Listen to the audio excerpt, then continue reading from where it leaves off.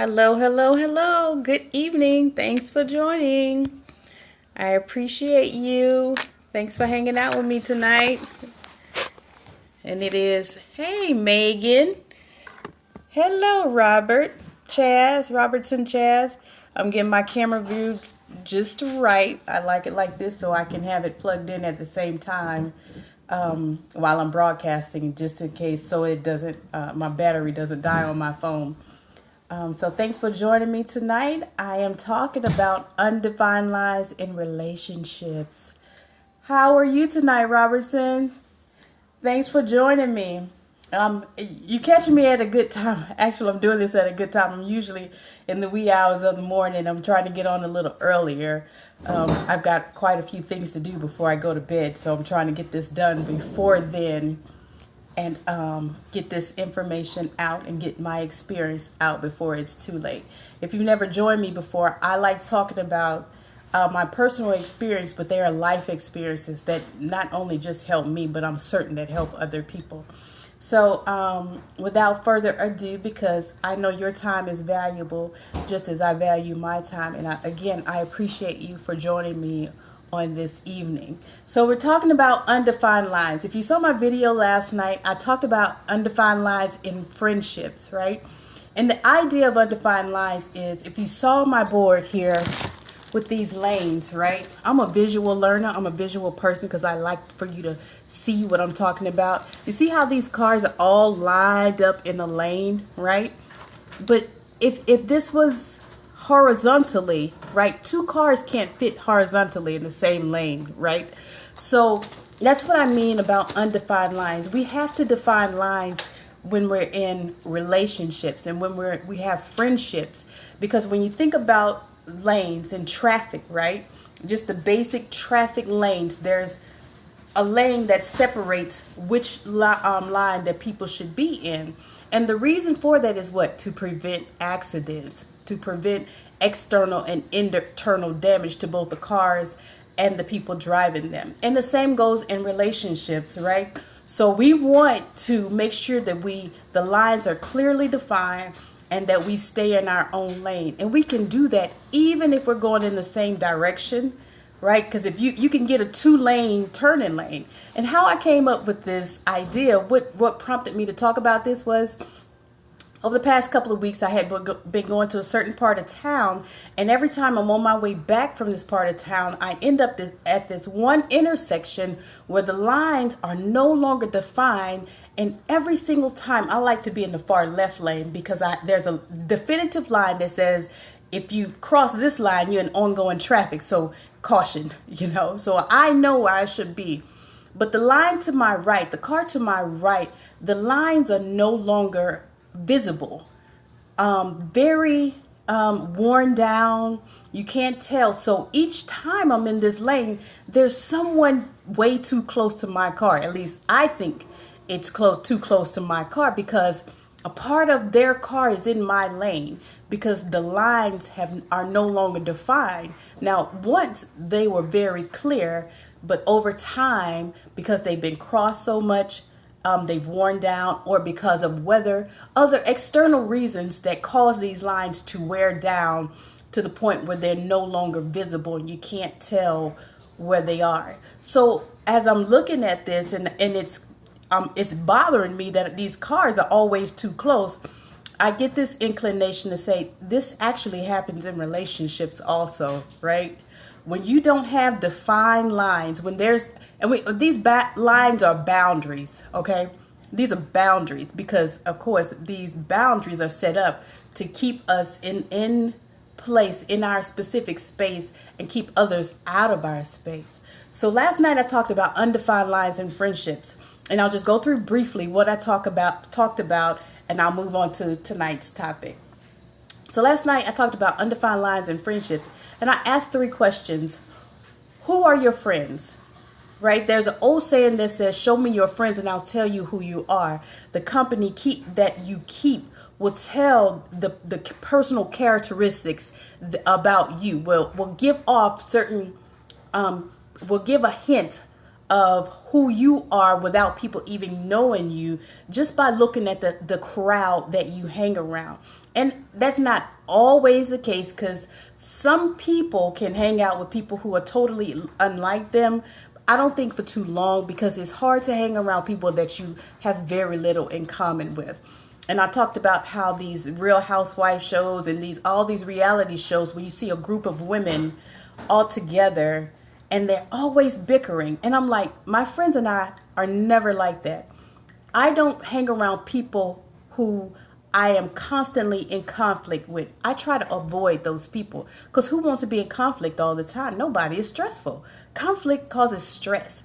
And who wants to be stressed out all the time over something that you can clearly avoid, right? So the question was asked, who are your friends? So the definitive thing about your friendships is the characteristics. There's something about them that draws you to them, where y'all click or where y'all bond, because y'all have certain things in common. And then, there's the saying that birds of a feather fly together, not just flock together. You have those that flock and you have those that fly. You want to be around people who fly, because when you fly, you're around people who fly. You're looking at things from a different perspective. When you notice, if you've ever been in a plane, you can see for miles and miles from a different perspective than you can when you're on the ground. So you don't want to be an eagle hanging with a chicken, okay? So the next thing I talked about was what, if anything, do your friends encourage you to do? When I say encourage, what are they putting you up to do? Whether it's a good thing or a not so good thing. Are they encouraging you to be a better person? Are they encouraging you to reach your goals when you feel like you want to stop? Are they saying, hey, you can do it. I've been there. Or maybe I haven't been there, but you can do it. You have the drive. You have the confidence. You have the will, the intellect. Do your friends encourage you to do better? Or do they encourage you to do things contrary to what your goals are? Are they asking you to do things that can cause you, them, or other people harm? So what are your friends encouraging you to do?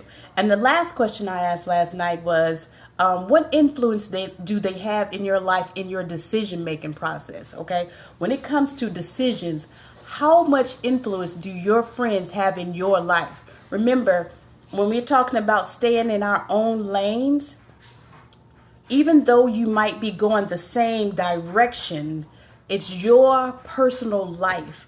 And they may have some influence, but you don't want your friends to control your life. You don't want your friends to keep crossing these boundaries and wearing them down to the fact that they don't know where to stop, where they're always giving you their input.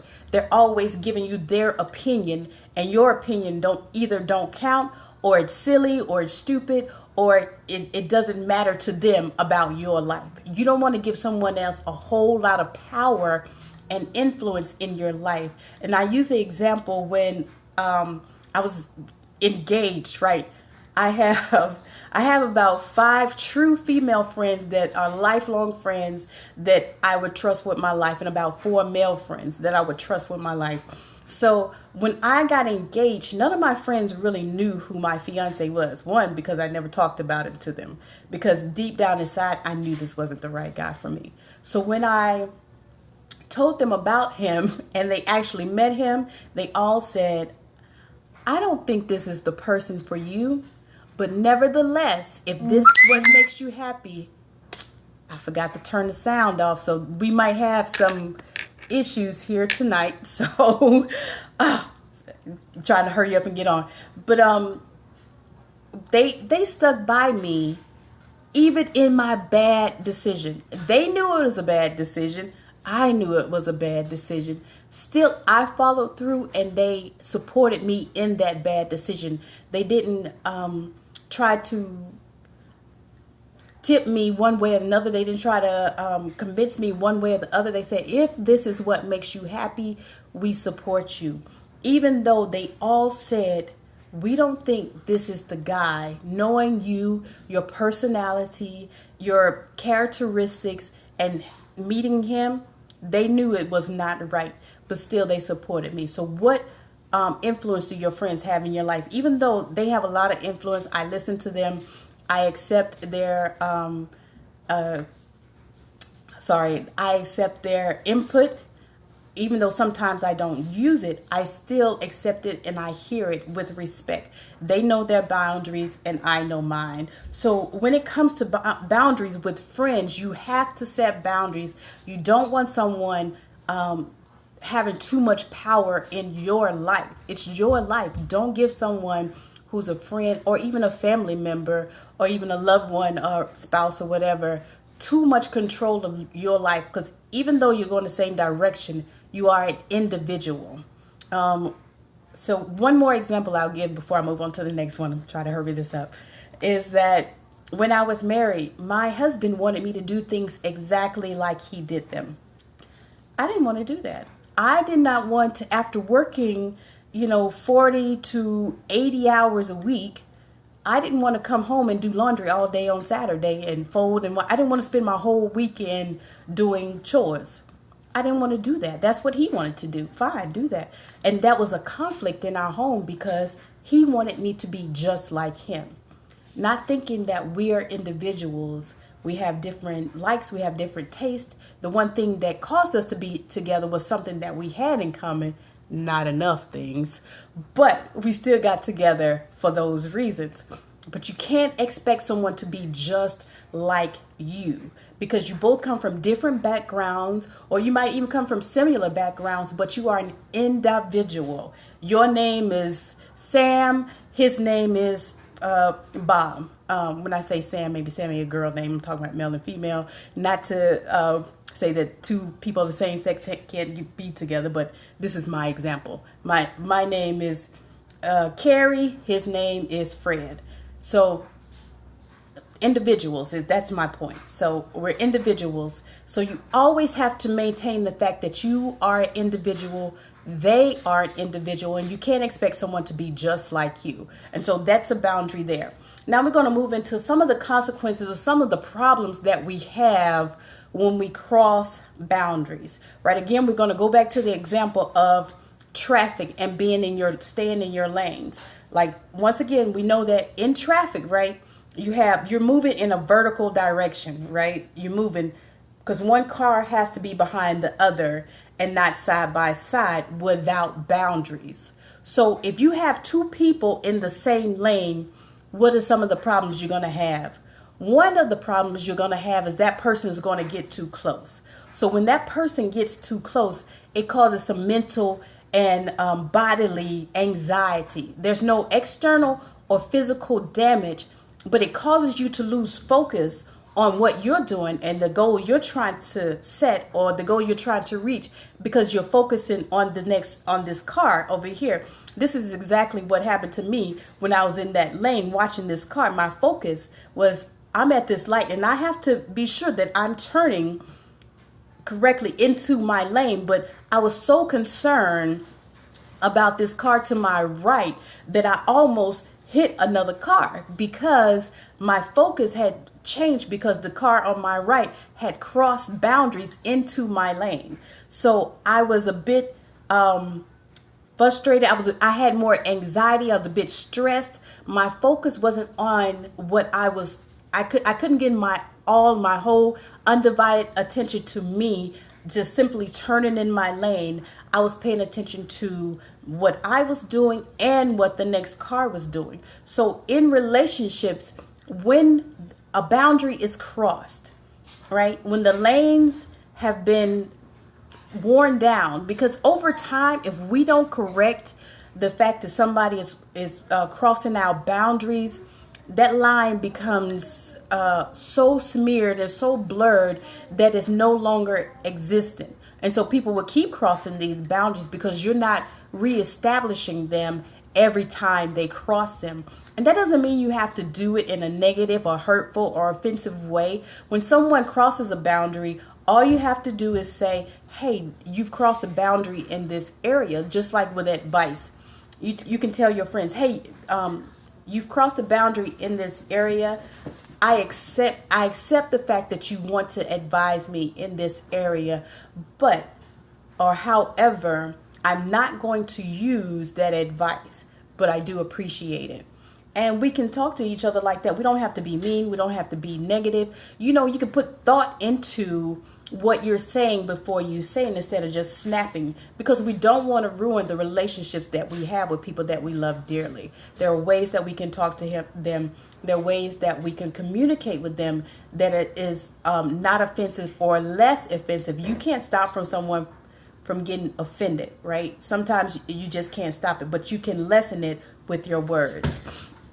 So when it comes to the damage that can be caused, the first thing is mental damage and the physical anxiety that comes with someone getting too close, which causes you to lose focus on your goals, right? You're paying attention to what you're doing, but your goals don't have your undivided attention because you're paying attention to the fact that someone is crossing boundaries in your life. And this can be your parents, this can be your spouse or your boyfriend, girlfriend, your children. These boundaries have to be continuously established so that people don't cross into your lane, because it causes you anxiety, it causes you to lose focus, and your goals don't have your undivided attention, and therefore it can cause you an accident. Okay, so the next thing that these undefined boundaries or these continuously cross boundaries can cause when someone's continuously coming into your lane is there can be some type of external damage. When I say external damage, it's something that bruises you, that hurts your feelings, that causes maybe a scar. When you think about cars, right? In cars, if a car gets too close and it bumps you, you can get like a little nick on your car, a scratch on your car. That doesn't cause any damage to the internal parts of the car. It's just external, and it can be buffed out. It can be fixed easily without you putting the car in the shop for an extended period of time or at all, right? So when we get scars, we get our feelings hurt, or we get offense when our friends cross boundaries. There can be some damage done. And I'm going to give the example like when I was a kid and I was trying to ride my bike with no hands, right? Ride my bike with no hands. Yay! And so I get this bright idea where if I can ride, I can go with no hands. Perhaps I can stop with no hands. Not a good idea at all. So I'm riding my bike with no hands. I stop with no hands, and guess what happened? I fly off the bike, get on my elbows, right? It caused me no internal damage. I didn't have any broken bones. All it did was give me scars on my elbow. Those scars healed, but they are still there. And I remember, just like it was yesterday, how I got those scars. So this can also apply to relationships. You can say something, or your friends or someone can say something to you that causes a scar, right? It heals over time, but you remember how you got that scar, and that causes caution, right? It might even you might even lose a little bit of trust in that person. You might not think that person is as dependable, or whatever the situation. It causes you to be more cautious in this particular area around this person. Now, one thing I learned that you cannot stop a bike with no hands, right? So that's something I never did again. And that can happen in relationships also. When you get those scars and when you get those hurts. Hi, Michelle. Thanks for joining. When you get those scars and you get those hurts in relationships, these are the ones that heal, yet you remember how you got them. And next time, thanks for joining. Next time, you probably won't ever do that again. Thank you. You probably won't ever do that again. And you will always keep in mind how you got this scar. This is when your boundaries have been crossed to the point where it causes a pain. Okay, because most scars that you get, they have some type of pain attached to them, but they heal. These are called, thanks, Michelle.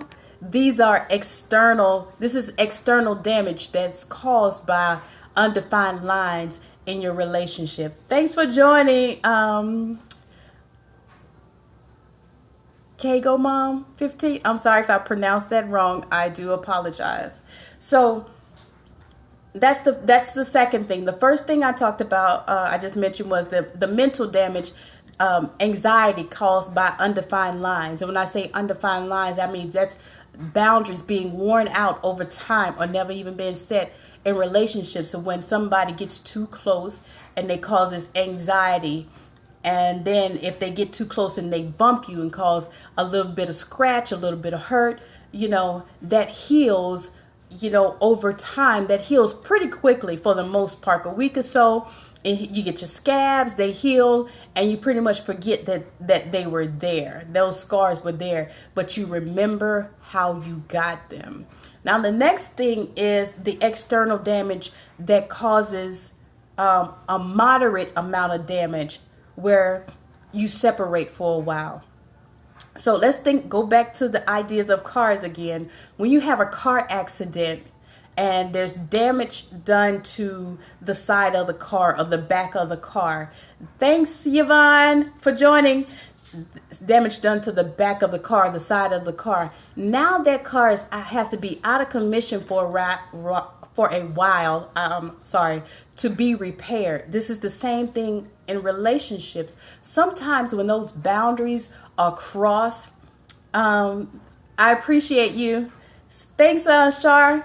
Sometimes when those boundaries are crossed, they cause a moderate amount of damage to where you have to separate from that friend or from that loved one for a while because the damage is a little bit deeper than a scar.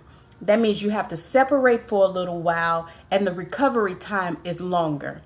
Okay, so you're not just got the little scratches from scraping yourself.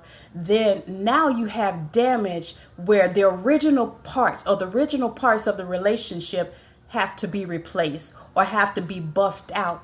And it takes time of separation. When you put your car in the shop, you're not sleeping with it every night in the shop, are you? Or you're not seeing it every day when it's in the shop unless you go to the shop every day, but you're not with it like you would be had you not had an accident. So if you don't have boundaries, and remember, there's vertical, we can be going the same direction, but we have to stay in our own lanes because when you have two people in the same lane, it causes accidents. So back to the external damage that causes a moderate amount of damage. You have to remember that once that line has been crossed, that damage causes things to have to be replaced or to be removed and then put back on. And it might not be the same thing. When you think about your car, sometimes they have to order a whole new bumper, right? You don't have that bumper anymore. That bumper is trashed and it's put in the junkyard and you have to get something new. So you have to replace it with something new. The same thing in your relationships. Sometimes the damage causes things to have to be replaced or removed and put back. So sometimes you have to separate from those people or from that person in order to heal. We don't want to just stay around and drive around with a damaged vehicle, do we? No, we want to get it fixed. We want it to be repaired. And that's how it is in our relationship. No one wants to be in a relationship, whether it's your significant other or your children or your family members, where it's never going to be fixed unless you just simply desire not to have that relationship anymore. And in that case, it's internal damage.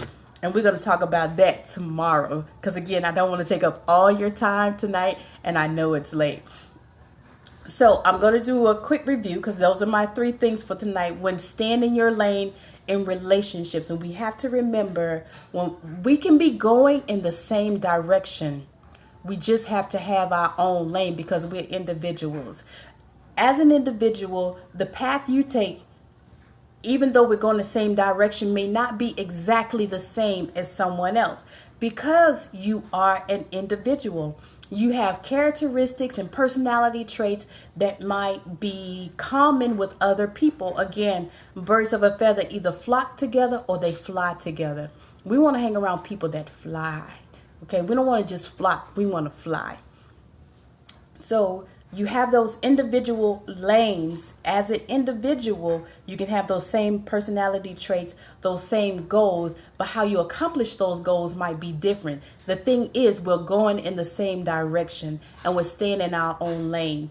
when we cross over and try to tell people or allow people to tell us what to do, or we try to tell them what to do, then we have accidents. We have the mental anxiety that comes with taking part of our focus off what we're doing and focusing on the next person because they're getting too close. They're crossing these boundaries, and they're not crossing them to the point where they cause damage, but they cause us to divert our attention on them and not fully on the things that we're doing. So that causes anxiety. When you think about relationships, and I'm not saying this happens for everyone, but in a male and female relationship, if you're with a guy and his behavior changes, you're both going in the same direction, but his behavior changes, or he gets too close to something, or in the relationship, he crosses a boundary. And we'll say that perhaps he has a female friend at work that he's communicating with too much. That causes you to focus on that more because you're uncomfortable with that situation. So you're still going the same direction, but now you're watching him more, which causes you to take some of the attention off the things that you normally would not pay attention to. Now that attention has been diverted over to this side. So that's one things that happens externally. We'll talk about internally tomorrow. But externally, when someone crosses into your lane or when you cross into their lane. The next thing is the external damage, that's like scrapes and scratches and scars. That is just minimal damage that the recovery time is quick. The healing time is quick. Someone may have offended you and you're like, you know what, you talked about, you say, hey, you crossed the boundary here. You have the scars, but it does not ruin the relationship. Just like with a car, you get a scratch, you can get some of that scratch out stuff or whatever it takes. You don't even have to put your car in the shop, right? So even in relationships, you don't have to separate. You can talk about it, you can deal with it right then, and you can move on. The only thing that's left are the scars from that conversation. It causes you to use more caution in that area, or even cause you not to even do that thing or participate in that thing ever again.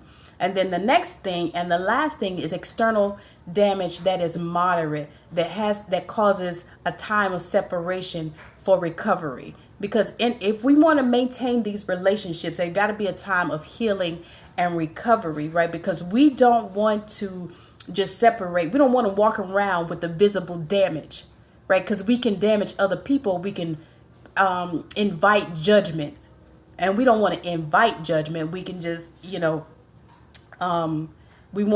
want to pretend like nothing happened, but we could talk about the things that happened without wearing the scar of what happened. We want to get the damage repaired and not wear it on our sleeve.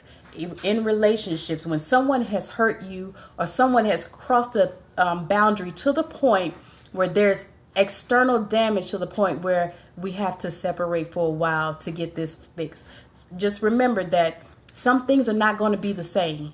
It's not, because that trust is broken. That boundary was crossed to the point that the original part of that relationship is no longer there.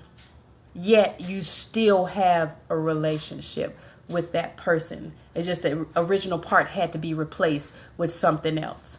So on tomorrow, please join me. We're going to talk about the internal damage that happens when boundaries are crossed. So please join me on tomorrow. I hope you enjoyed the scope tonight. I want you to be mindful when lines are not defined, and they are very important to let people know when they have crossed the line. And you can do that with your friends and family. You can do that in a respectful way, even if at the moment the offense is great and it causes a little bit of anger. Breathe. Don't respond right away. Sometimes that quick response can be something that you later regret, or it can cause offense on the other side. Now we got two situations going on here. So you want to think about your response and how you want to approach that person and say, look, you've crossed the boundary here, and I want to make sure that I reestablish it. Now, boundaries can be worn down over time from being crossed many, many, many times without correction. We don't want to let people cross the line so many times. Think before you speak. That's right, Yvonne. We don't want people to cross the line so many times and get away with it to the point where that line has just worn out. It's blurred to the point where they don't even think about it when they cross it. They just cross it. So we want to make sure that every time the boundaries are crossed, we redefine that line so people know this is your boundary. This is the point that you cannot cross. We are individuals. We have our own lane, and we're going to stay in it even though we're going in the same direction. So thanks again for joining me. I appreciate you all so much. Tomorrow we'll be talking about these undefined, because when you're ring that bell, you can't take back. That is so right. That is so right. Once those words come out, you cannot reverse them. You can't just grab them and throw them back in your mouth, right? That's not possible to do. So we always want to think before we speak, because offense can cut you deep. Offense can cause scars, but they're healable scars if you deal with them the right way and you take time to think about how you're going to respond to this person without causing an even greater offense. Or even if the person does get offended, you can say, I did what I can to lessen that offense and to reestablish that line. So make sure that you set these boundaries in your relationships from the beginning. And if you have allowed the lines to become undefined, it's never too late to reestablish them. It's never too late to reestablish those lines. Walk away until you calm down. That is correct. That is very, very correct. Speaking out of anger, only that, when you get that rush of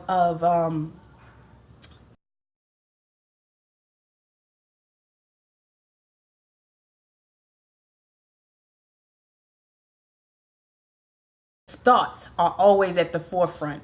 Always. It's like a barrage of negative thoughts that just hits your mind and that wants to come out. But we have the ability to control those. So I want you to try that. Please try those things. And remember to keep those lines defined. Keep those lines defined. Don't let people cross boundaries in your life. Keep them established. Make sure you establish lines and they establish lines with you. Two people can't drive in the same lane side by side. It's always going to cause some type of accident. Okay? I love you all. Thanks for joining me. I do appreciate your time. I want you to know that you are beautiful, you are smart, you are lovely, you are kind, you are intelligent, you are creative, and you are needed. Women, you are the seed carriers in the earth, and we need you. Men, you are the seed producers in the earth, and we can't reproduce without you. So have a good evening. I love you. Thanks for being with me tonight. Thanks for joining me, and hopefully I'll see you all tomorrow. Have a good evening.